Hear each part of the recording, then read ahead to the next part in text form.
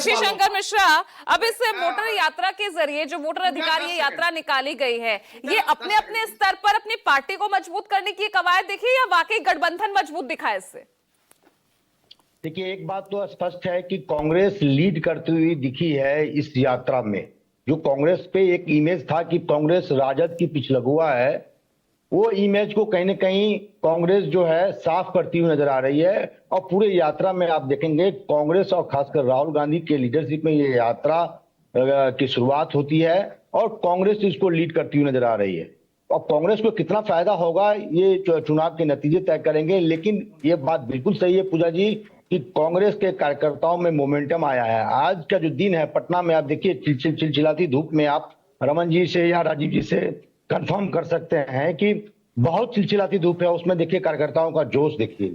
लेकिन सवाल जो मनीष पांडे जी या जितेंद्र जी उठा रहे हैं उसमें भी दम है। देखिए यदि इस प्रकार का आपका आपत्ति था जिसको आपने एसआईआर को मुद्दा बनाया, कितने आपके बीएलए एक्टिव हैं? मैं मुजफ्फरपुर में हूँ, अभी मुजफ्फरपुर से लाइव हूँ।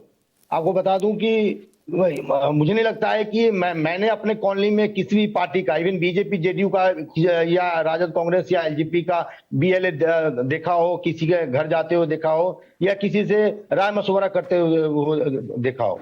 एसआईआर का कोई इम्पैक्ट नहीं होगा। कार्यकर्ताओं में आपने जोश क्रिएट करने का काम किया है।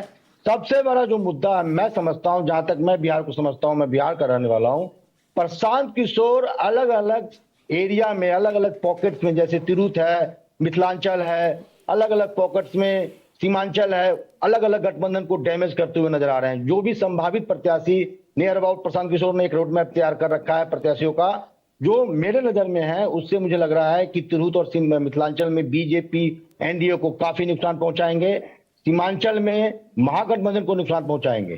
कैसे ये दोनों गठबंधन अपने आप को प्रशांत किशोर के जो 10,000, 20,000, 30,000 जो वोट कटेंगे उससे कैसे अपने आप को बचाते हैं, ये बड़ा इंटरेस्टिंग होगा। एसआईआर कोई मुद्दा नहीं है। एसआईआर से ये नहीं है कि राहुल गांधी, शुभ्रांश, मैं चाहूंगी कि आप रिस्पॉन्ड कीजिए प्लीज। भाई, आपके कार्यकर्ताओं में जोश जरूर भर रहा है भाई ये मुद्दा, लेकिन जनता के बीच या जमीन पर नहीं दिखाई दे रहा है। शुभ्रांश राय। पूजा, मैं सबसे पहले तो अपने मित्र जितेंद्र जी की बात का थोड़ा उसको, ठीक है शुभ्रांश, में आ रही हूं आपके पास।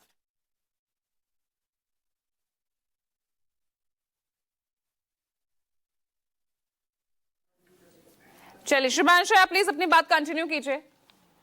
अभी जितेंद्र जी ने अपनी चर्चा में कुछ जिक्र कर रहे थे कि कौन से जज को एक्सटेंड करके क्या बनाया गया।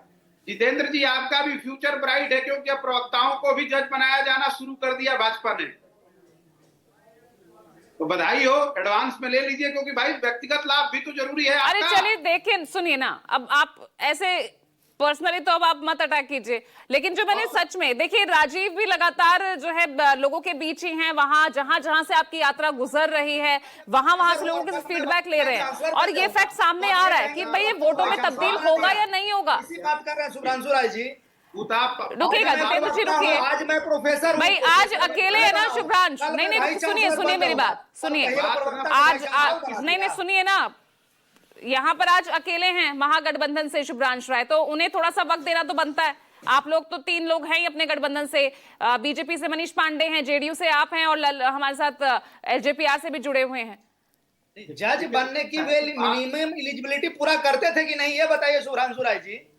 शुभ्रांश राय, देखिए, बात किसी पर्सनल अटैक की नहीं है, बात यह है आइडियोलॉजी की। और रही बात ना, देखिए पूजा, सबसे जो बेसिक अधिकार है ना आपके जीने का, वो आपकी नागरिकता है। और नागरिकता सिद्ध कहां से होती है? नागरिकता सिद्ध होती है आपके निर्वाचन से। और नरेंद्र मोदी और आरएसएस ने आपके नागरिकता पर चोट किया है। आपका वोटर लिस्ट से नाम हटाकर, काट कर, क्योंकि पहली बार ऐसा 75-80 सालों में हो रहा है कि एक व्यक्ति के 80-80 बच्चे पाए जा रहे हैं, बाप से बड़ा बेटे की उम्र है।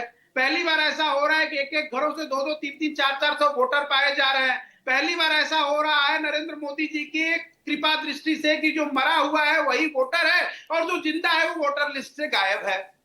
तो सवाल है ना, उसी को तो शुद्ध करने के लिए एसआईआर हो रहा है ना, जो त्रुटियां आई गई हैं उन्हीं के लिए 1 महीना रखा गया।